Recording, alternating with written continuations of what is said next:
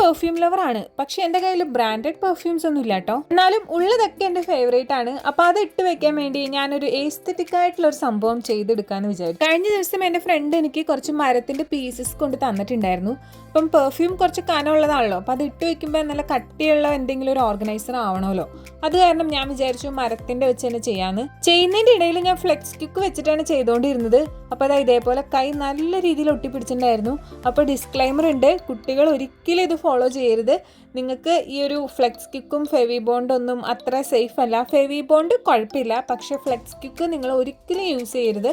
അപ്പൊ അവിടെ നിന്ന് ഇവിടുന്ന് ഒട്ടിച്ചു കൊടുത്തപ്പോഴേക്കും നമ്മുടെ ഈ ഓർഗനൈസർ റെഡി ആയിട്ടുണ്ട്. നമ്മളിത് ഒട്ടിച്ചെടുക്കാൻ ഒത്തിരി ഗം യൂസ് ചെയ്തു, അതുകൊണ്ട് തന്നെ അവിടെ ഇവിടെ പെർഫെക്ഷന് കുറച്ച് കുറവുണ്ടായിരുന്നു. അപ്പോൾ അത് നികത്താൻ വേണ്ടി ഞാൻ കുറച്ച് സ്പ്രേ പെയിന്റും കൂടെ അടിച്ചു കൊടുത്തിട്ടുണ്ട്. ഐവറി ഷെയ്ഡാണ്.